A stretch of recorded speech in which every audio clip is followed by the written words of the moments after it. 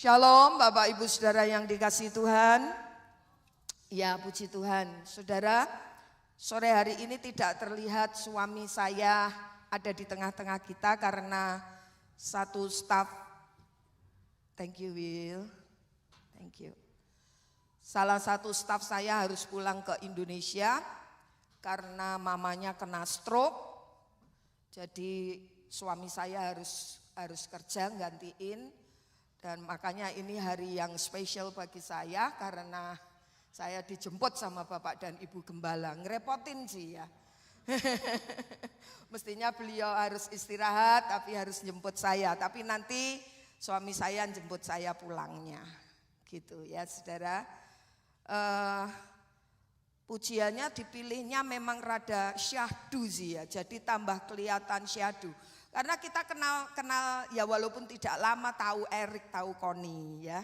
Ketika saya pulang ke Indonesia dia juga menemui saya gitu.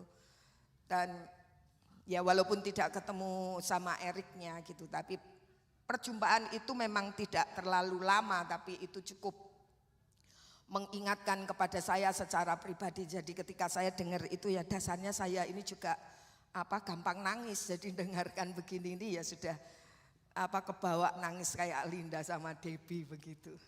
Nah puji Tuhan, saudara sore hari ini kita akan belajar firman Tuhan bersama-sama ya. Karena bukan berarti saya menyampaikan firman ini saya juga sudah sempurna ya. Saya juga masih harus banyak belajar. Karena saya juga pendeta juga manusia kan begitu ya. Ada salah, ada apa kan begitu. Jadi kadang-kadang juga masih saja salah. Nah, ini adalah tema yang sudah ditetapkan oleh Bapak Gembala. Jadi setiap kami punya tugas masing-masing untuk menyampaikan firman Tuhan dan giliran saya minggu yang keempat belajar menyampaikan firman Tuhan yang ini menjaga pikiran tetap murni. Ayo kita baca satu ayat ini ya bersama-sama. 1, 2, 3. Jadi akhirnya saudara-saudara, semua yang benar, semua yang mulia, semua yang adil, semua yang suci, semua yang manis, semua yang sedap didengar, semua yang disebut kebajikan dan patut dipuji, pikirkanlah semuanya itu. Ya. Jadi yang perlu dipikirkan oleh kita adalah semua yang benar, semua yang mulia, semua yang adil, semua yang suci, semua yang sedap, yang manis, sedap didengar dan patut dipuji, pikirkanlah itu. Ini yang harus kita pikirkan. Nah, sore hari ini saya sampaikan untuk kita semua bagaimana cara menjaga supaya pikiran kita bisa tetap murni. Karena perlu untuk anak-anak Tuhan itu punya pikiran yang murni. Murni itu bersih, anggap aja begitu ya. Suci sama saja. Murni, benar-benar kalau emas gitu tulen gitu ya. Emas yang benar-benar bagus, nah yang murni. Caranya salah satu saja yang ingin saya sampaikan, supaya kita itu punya pikiran Kristus, saudara. Itu aja kuncinya. Satu ini aja diingat dulu. Untuk kita bisa memiliki pikiran yang murni, itu terlebih dahulu kita harus punya pikiran Kristus. Dikatakan dalam Filipi pasal yang kedua ayat yang kelima, hendaklah kamu dalam hidupmu bersama menaruh pikiran dan perasaan yang terdapat juga dalam Kristus Yesus. Kalau saudara perhatikan kata hendaklah, berarti itu adalah kalimat perintah. Ya. Hendaklah adalahnya itu kebanyakan kalimat perintah. Makanlah. Ya, tapi tidak ada makanan ya sore hari ini. Minumlah. Itu berarti kita disuruh minum. Ya. Hendaklah itu tuh karena ini adalah kalimat perintah. Lah kalau perintah berarti kan harus dilakukan. Jadi untuk punya pikiran Kristus itu tidak hanya sekedar artinya ya sudah begitu saja. Ini sebenarnya merupakan satu keharusan untuk anak-anak Tuhan itu punya pikiran Kristus. Ya, untuk kita itu punya pemikiran Kristus bagaimana? Pertanyaannya saudara, bagaimana supaya kita itu punya pikiran Kristus? Saya akan menyampaikan 3. Itu kecil-kecil ya, kelihatan enggak? Oh kelihatan, kalau di sana enggak kelihatan. Yang pertama, nanti yang akan kita pelajari lingkaran pertama itu adalah kita memikirkan perkara yang di atas. Ini berarti mendisiplin kita bagaimana arahnya pikiran kita. Tapi saya enggak akan memperluas tentang arahannya. Lalu yang kedua adalah pikiran yang berkenan kepada Bapa. Itu harus memotivasi hidup kita supaya kita memiliki pikiran yang selalu berkenan kepada Bapa. Lalu yang ketiga adalah pikiran yang dewasa. Ya, saya akan sampaikan satu persatu. Yang pertama, memikirkan perkara yang di atas. Pikiran Kristus itu pikirannya yang di atas ya saudara. Dia duduk di sebelah kanan Allah Bapa, bukan hanya duduk tetapi dia memiliki satu pemikiran yang selalu tentang sorga, tentang kekekalan, tentang keselamatan jiwa-jiwa itu semua yang berkenan di hati Bapa. Itu yang berkenan di hati Bapa adalah pikiran yang di atas ya. Kolose pasal yang ketiga ayat 1 dan 2, karena itu kalau kamu dibangkitkan bersama dengan Kristus, carilah perkara yang di atas di mana Kristus ada, duduk di sebelah kanan Allah. Pikirkanlah perkara yang di atas, bukan yang di bumi. Meskipun kita masih hidup di dalam dunia ini, tapi Tuhan menganjurkan, Tuhan mengajarkan, Tuhan memerintahkan supaya kita memiliki pikiran-pikiran yang di atas. Perkara-perkara yang di atas. Perkara-perkara yang sifatnya kekekalan, saudara. Meskipun sekali lagi kita masih hidup di dalam dunia ini, kita jangan semata-mata pikirannya hanya tertuju kepada perkara-perkara duniawi. Ya saudara. Kalau kita masih memikirkan terus perkara-perkara duniawi, itu nanti berbahaya untuk kita. Nanti saya akan sampaikan satu saja. Efeknya kalau terus-menerus kita itu berpikir pikiran yang duniawi.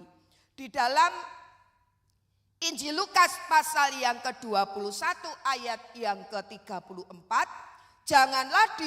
jagalah dirimu supaya hatimu jangan syarat oleh pesta pora dan kemabukan, serta kepentingan-kepentingan duniawi, dan supaya hari Tuhan jangan tiba-tiba jatuh ke atas dirimu seperti suatu jerat. Di situ dikatakan ada jagalah supaya jangan syarat pesta pora. Tentang pesta pora itu biasanya identik apa saudara? Makan-makan. Ya toh? Masa saudara pesta yang terakhir, pesta yang saya ikuti anaknya Juli ulang tahun. Itu kan pesta toh? Juli sediain makan. Karena pesta itu identik pasti ada makanan. Ya, ada minumannya. Makanya ketika Bapak Gembala minggu lalu menganjurkan, gimana kalau kita makan-makannya 1 bulan sekali. Minggu terakhir saya setuju. Suami saya guru, saya enggak setuju.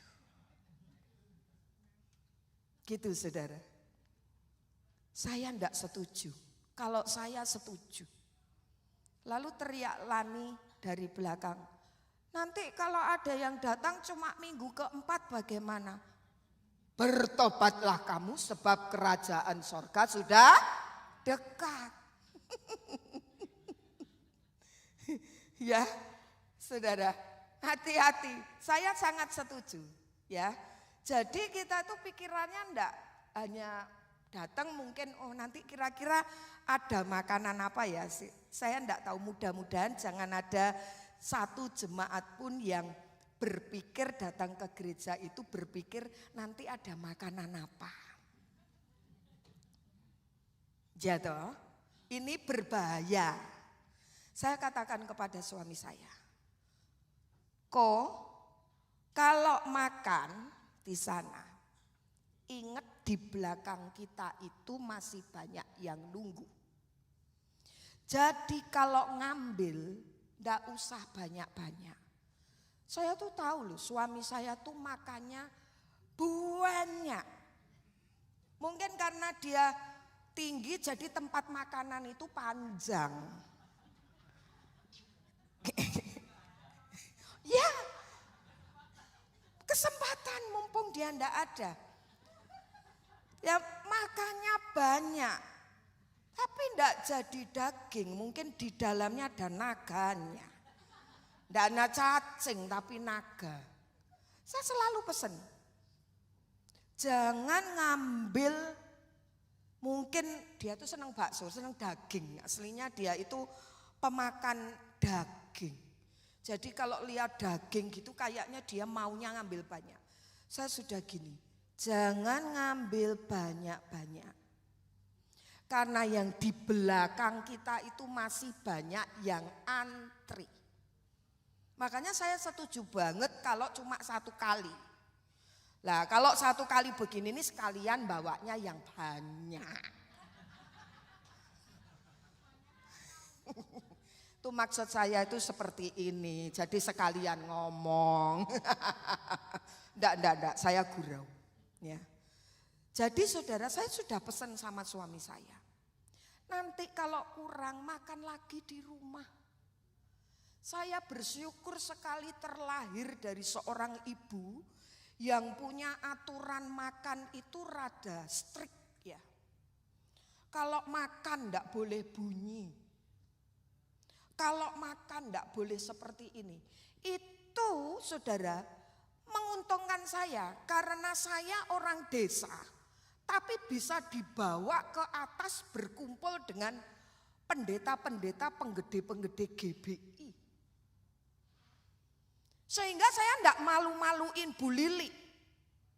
Bu Lili bawa saya kalau saya tidak tahu aturan makan, waduh. Saya bilang benar-benar pesan sama suami saya. Jangan ngaji pumpung. Benar loh saudara. Tanya suami saya itu. Benar-benar. Lah kalau dia masih banyak itu ya mungkin kalau seandainya saudara lihat dia makannya masih banyak ya. Maafkan saya. Gitu. Tapi saya sudah pesan. Kalau kurang di jalan habis ibadah kalau habis makan. Nanya ke saya, kamu masih lapar? Soalnya makannya belum banyak tuh. Kamu masih lapar? Enggak, saya masih lapar ya nanti makan di rumah. Adanya apa? Gitu. Kalau enggak ada masih lapar, ya sudah keluar makan. Sinbu. Ya, saudara. Jadi bukan tujuan kita tuh untuk perkara-perkara seperti itu. Jadi kita enggak boleh, ya. Saya paling kegi, betul. Paling kegi kalau ada orang yang benar-benar misalnya datang cuma acara makan begitu tuh kegi. Itu saya akan bisa ngelihat, saudara. Benar. Loh, iya, sungguhan. Enggak kalau saudara kan tiap minggu datang loh. Ini semua nih tiap minggu datang semua. Ya. Tapi dengan saya bicara seperti ini jangan tekanan batin, saudara. Nanti minggu depan enggak datang, ya jangan gitu. Kalau Debbie enggak datang ya karena kerja, saya tahu. Gitu. Enggak perlu seperti itu, ya.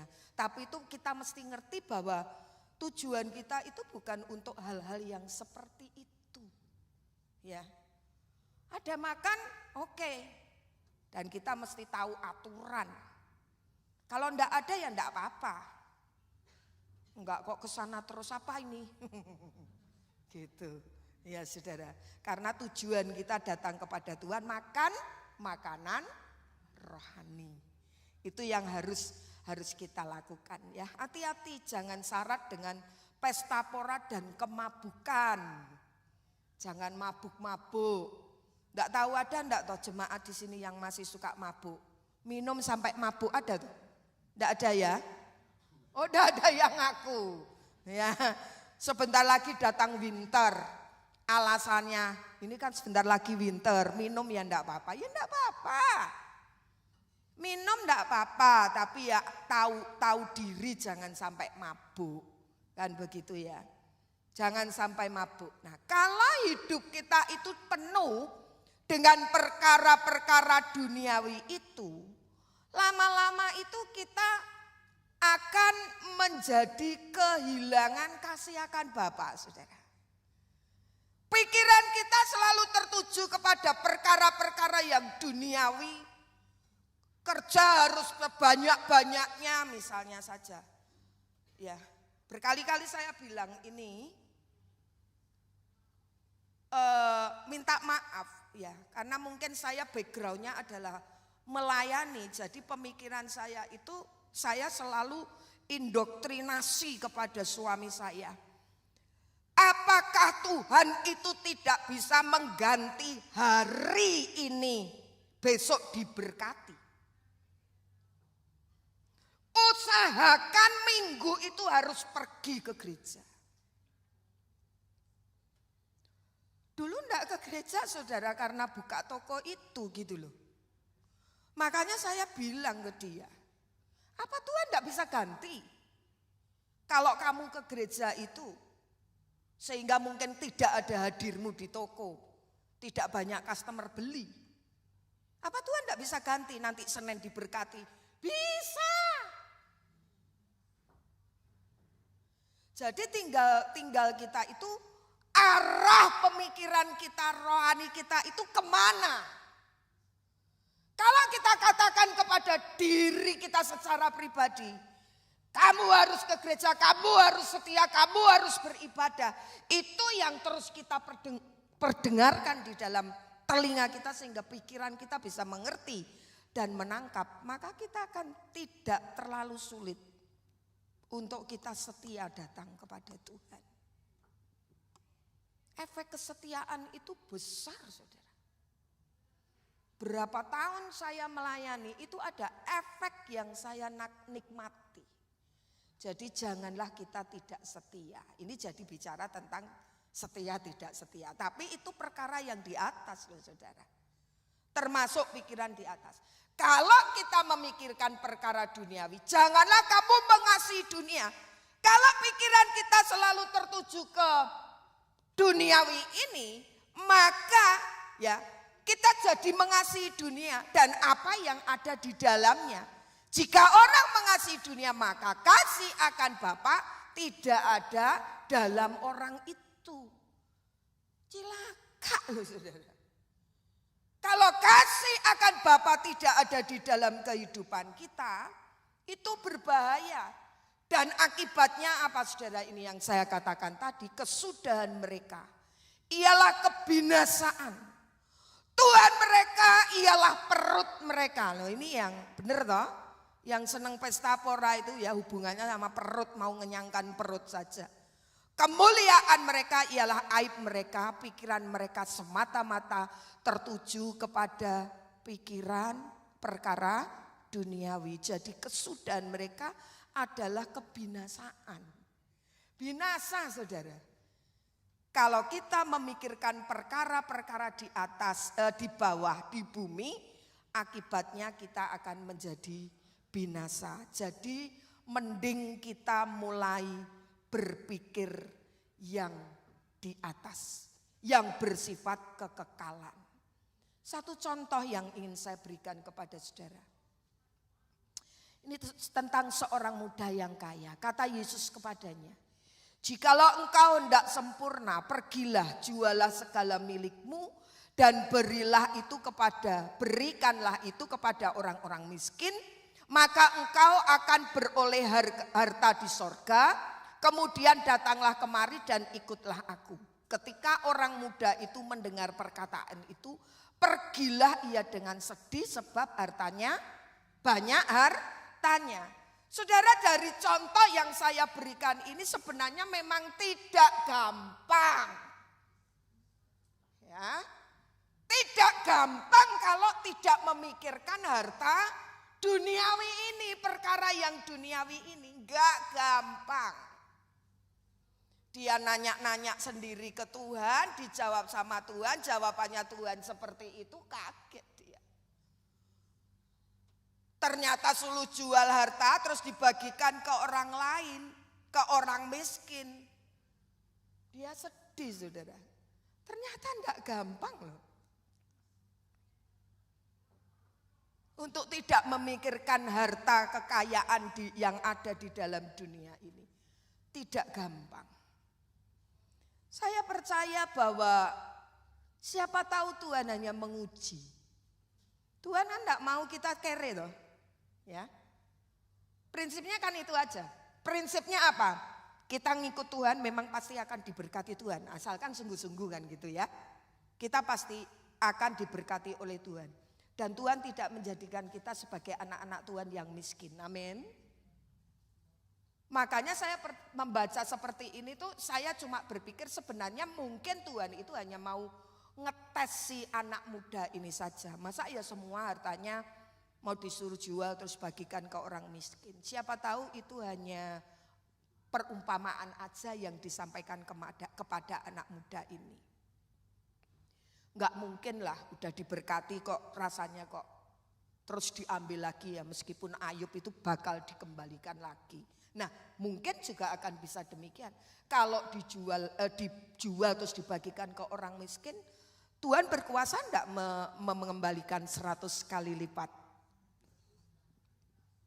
Saya percaya itu Tuhan bisa lakukan. Ya, kalau seandainya toh dia mengikuti advis firman Tuhan, jawaban firman Tuhan, pasti akan dikembalikan. Saya percaya akan hal itu. Bahkan dia lakukan berlipat-lipat. Seperti ceritanya Ayub kan jadinya dia terima berlipat ganda kan begitu kan. Anak yang dilahirkan ternyata lebih cantik daripada yang mati.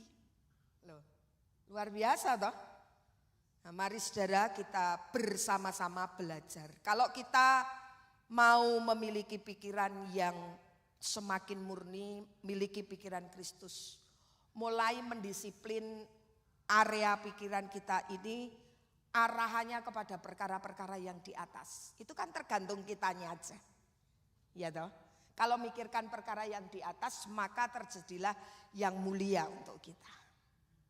Ya. Lalu yang kedua, saudara, memikirkan apa yang berkenan kepada Bapa. Memikirkan apa yang berkenan kepada Bapa. Di dalam Injil Matius pasal 16 ayat 21, sejak waktu itu Yesus mulai menyatakan kepada muridnya bahwa ia harus pergi ke Yerusalem dan menanggung banyak penderitaan dari pihak tua-tua, imam-imam kepala, dan ahli-ahli Taurat. Lalu dibunuh dan dibangkitkan pada hari ketiga. Tetapi Petrus menarik Yesus ke samping dan menegur dia, katanya, Tuhan, kiranya Allah menjauhkan hal itu. Hal itu sekali-kali takkan menimpa engkau. Maka Yesus berpaling dan berkata kepada Petrus, enyahlah iblis, engkau suatu batu sandungan bagiku. Sebab engkau bukan memikirkan apa yang dipikirkan Allah, melainkan apa yang dipikirkan manusia. Saya bisa memahami hati Petrus ya. Dia bersama-sama dengan Tuhan Yesus sebagai muridnya, dia tahu siapa tuh Tuhan itu kan begitu ya. Kok tiba-tiba ada apa satu dia tahu bahwa memang nanti Tuhan akan mati. Makanya dia katakan, Sekali-kali itu tidak akan terjadi menimpa engkau Tuhan. Tapi itu bukan pikirannya Kristus. Bukan pikirannya Bapa, tetapi pikirannya manusia. Pikirannya manusia. Sehingga menghalang-halangi apa yang menjadi tugasnya Tuhan untuk dilakukan. Makanya Tuhan sampai nengking bahasanya. Ya, enyahlah iblis. Karena kamu tidak memikirkan apa yang dipikirkan oleh Bapa, tetapi dipikirkan manusia. Rahasia kedua supaya pikiran kita tetap murni, mari kita belajar memikirkan apa yang berkenan kepada Bapa. Karena Tuhan itu adalah, Yesus itu selalu memikirkan apa yang dipikirkan Bapa. Katanya, ya, kata Yesus kepada mereka, makananku ialah melakukan kehendak Bapa, kehendak Dia yang mengutus aku dan menyelesaikan pekerjaannya. Ini yang jadi pikirannya Yesus. Pokoknya keselamatan bagi banyak jiwa harus terjadi. Itu pikiran Kristus. Yang sesuai dengan kehendak Bapa adalah penyelamatan jiwa-jiwa. Mari kita belajar memikirkan kehendak Bapa. Hari-hari ini tuh saya berdoa itu sambil nangis itu enggak henti-hentinya, saudara. Karena apa? Kepikiran untuk saudara-saudara kita yang ada di Indonesia yang belum kenal Tuhan. Jangan biarkan mereka menuju kepada kebinasaan. Saatnya engkau mulai berpikir bagi mereka.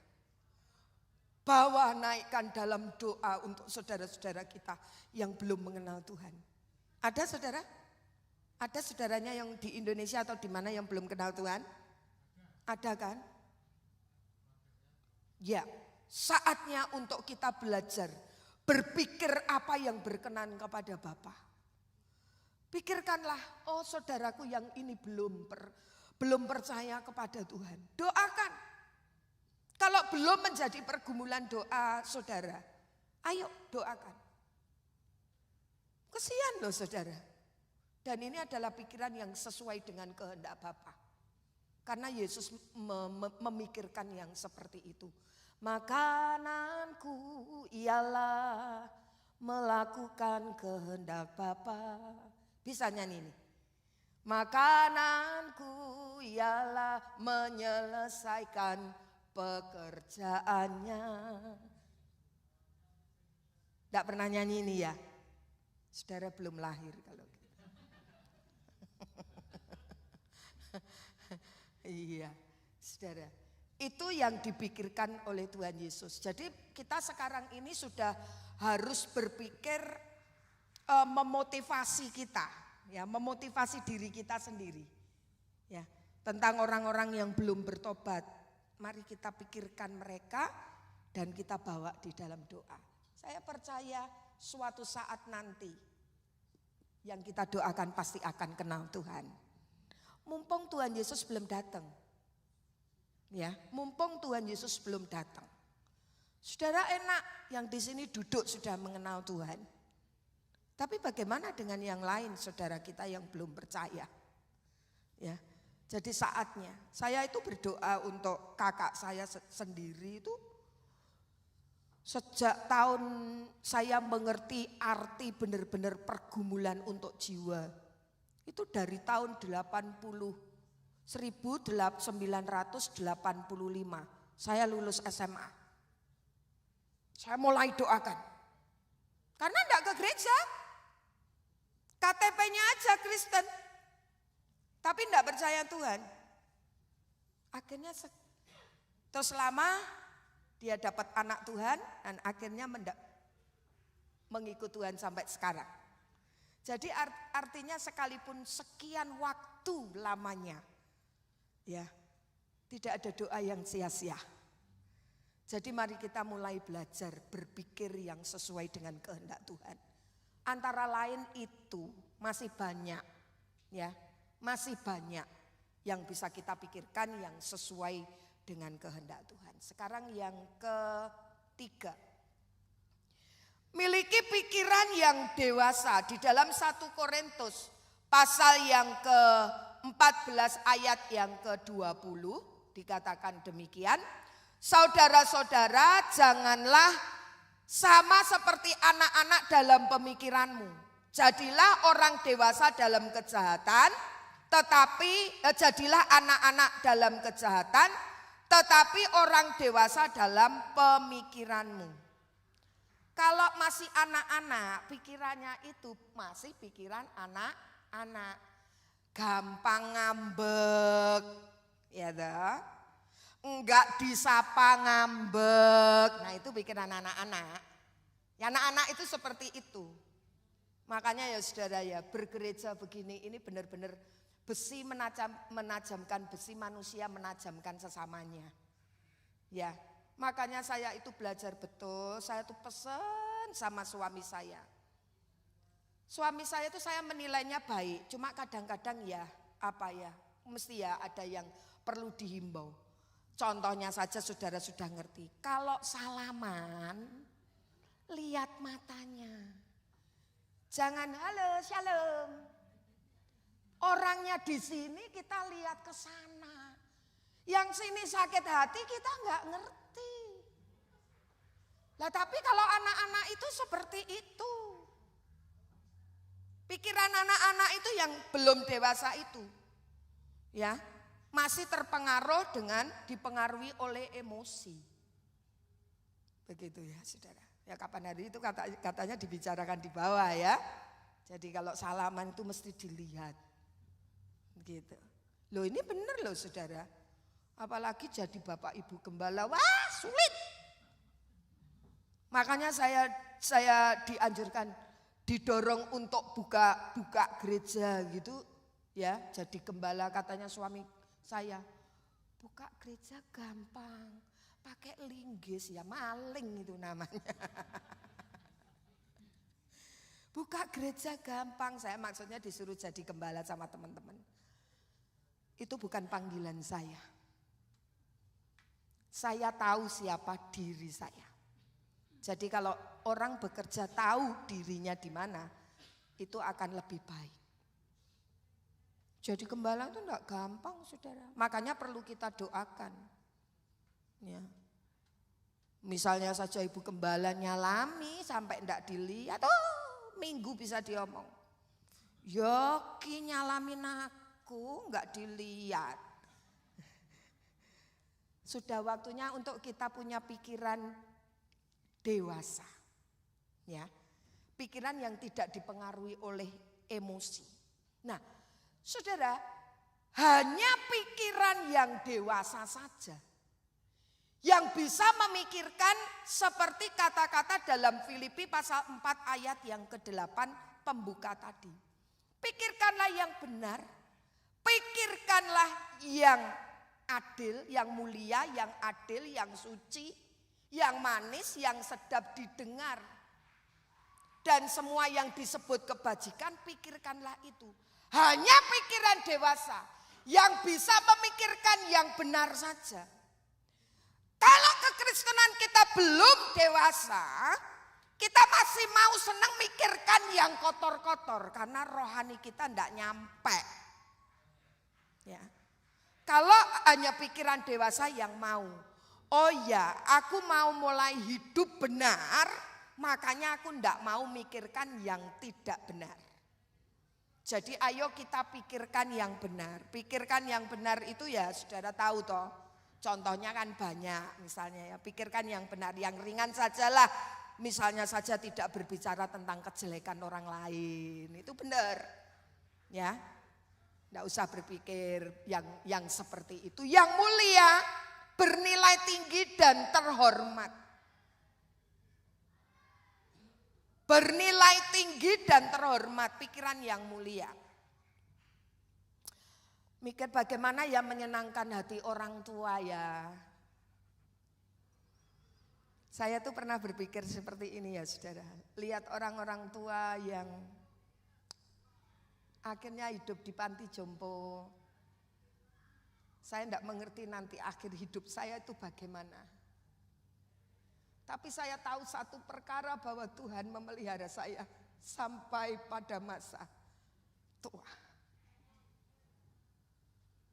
Saya berangkat ke sini itu kan tidak ada siapa-siapa, artinya dari diri saya sendiri kan enggak punya anak saya kan gitu ya saudara.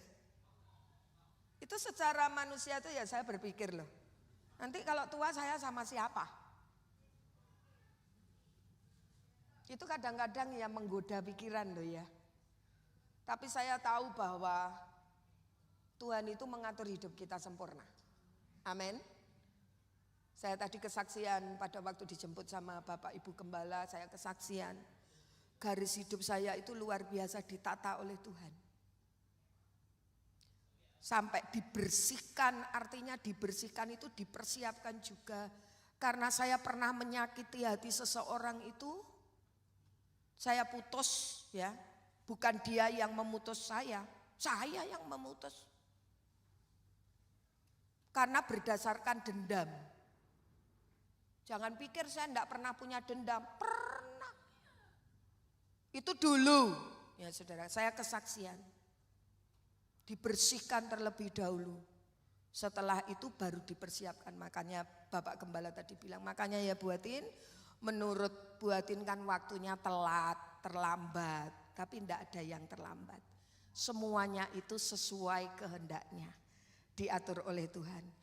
Yang penting saudara, kita harus mulai belajar untuk berpikir yang benar, yang mulia, yang adil ya. Tidak boleh memihak. Saudara tidak boleh pilih kasih. Orang-orang tua di sini jangan suka pilih kasih terhadap anak-anaknya, payah. Bagaimana akibat pilih kasih antara anaknya siapa itu? Esau sama Yakub, jadinya kan tidak baik. Saya tahu bahwa jadi orang tua itu tidak gampang.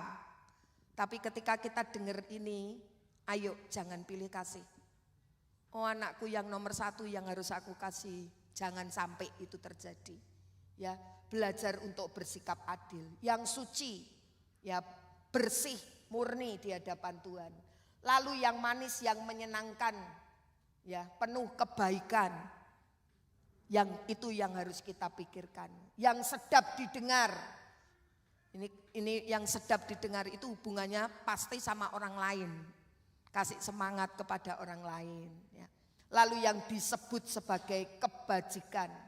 Berisi hal-hal yang bermanfaat dan patut dipuji. Dan semuanya itu harus kembali kepada Bapa. Segala kehormatan.